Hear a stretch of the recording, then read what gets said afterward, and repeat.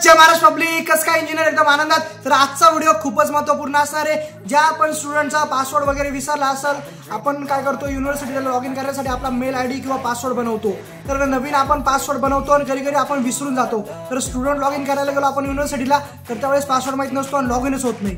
तर टेन्शन घेऊ नका, ओम जगताप आला हा व्हिडिओ घेऊन। तर तुम्हाला सांगतो कशा प्रकारे पासवर्ड आपले तुम्हाला जर पासवर्ड क्रिएट करायचा असेल किंवा चेंज करायचा असेल तर हा व्हिडिओ त्यांच्यासाठी सुद्धा खूप महत्त्वपूर्ण असणार आहे।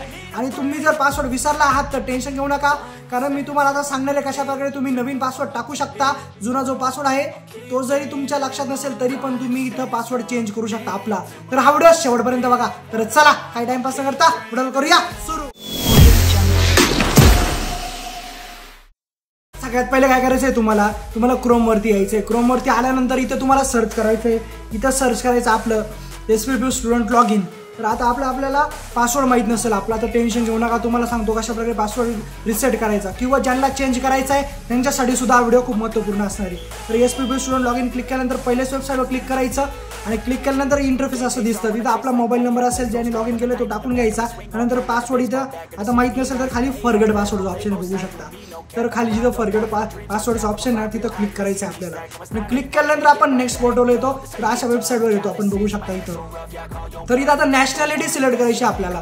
तर नॅशनॅलिटी आपली जी काय तुम्हाला माहिती इंडियन, तर इथं इंडियन सिलेक्ट करून घ्यायची आपली। तुमची जर अफगाणिस्तान असेल तर अफगाणिस्तान करू शकता ऑब्विसली। तर इथं इंडियन सिलेक्ट करायची, त्यानंतर इथं मोबाईल नंबर जो असेल ना तुमचा तो इथं एंटर करायचा आहे तुम्हाला। तर मोबाईल नंबर व्यवस्थित टाका जेणेकरून आपला पासवर्ड जो असेल तो रिसेट होईल एकदम इझिली। त्यानंतर इथं कॅप्चा कोड जो आहे ना तो टाकायचा। तर इथं काय 84808 व्यवस्थित कॅप्चा कोड फिलअप करा। तर त्यानंतर प्रोसीड्स ऑप्शन आहे त्यावर क्लिक करा। तर प्रोसीडवरती क्लिक केल्यानंतर इथं बघू शकता क्लिक ऑन सेंड OTP।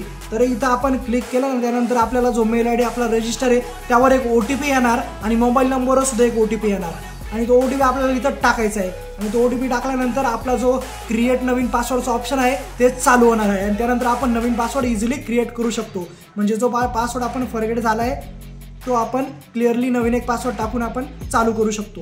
तर इथं आता बघू शकता प्रोसीडवर क्लिक केल्यानंतर इथं ईमेल OTP, तर आपल्या ईमेलला OTP आलेला आहे। तर ईमेलवरती जायचं, क्लिक करायचं, चेक करायचं आणि इथं बघू शकता ईमेलवर एक OTP आला आहे, तो OTP सरळ इथून कॉपी करायचा। कॉपी केल्यानंतर सरळ इकडे जायचं आणि पेस्ट करून द्यायचा तो OTP आपला जो काय असेल तो। तर मेलवरचा OTP मेलवरतीच टाका आणि जो मोबाईलवरती OTP येईल खाली मोबाईल OTP ऑप्शन बघू शकता, नीट ऑप्शन चेक करा आणि तशा प्रकारे जे OTP फिलअप करा।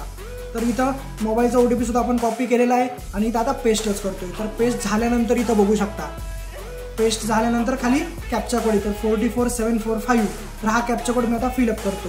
तर त्यानंतर कंटिन्यू करायचं। OTP व्हेरीफाय सक्सेसफुल झालेलं आहे। त्यानंतर आपल्याला खाली ऑप्शन आलेलं आहे, तर न्यू पासवर्ड मी टाकला आहे, त्यानंतर कन्फर्म पासवर्ड तो पण मी टाकलेला आहे। त्यानंतर आपला जो कॅप्चा कोड आहे तो टाकायचा आणि रिसेट पासवर्डवरती क्लिक करायचं। तर बघू शकता इझिली आता तुम्हाला दिसेलच। तर आपला पासवर्ड रिसेट झालेला आहे, new password update successfully.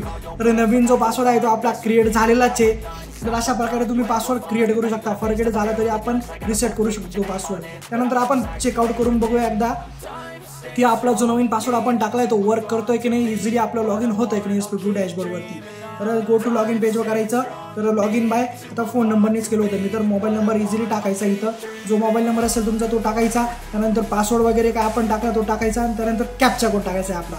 Captcha code टाकल्यानंतर आता 77232 तर टाकल्यानंतर लॉग इन करायचं आहे। तर बघू शकता लॉग इन होते की नाही, चेकआउट करा। आता पासवर्ड नवीन क्रिएट केला आपण, तर लॉग इन झालेलंच आहे आपलं। तर अशा प्रकारे तुम्ही लॉग इन करू शकता इझिली।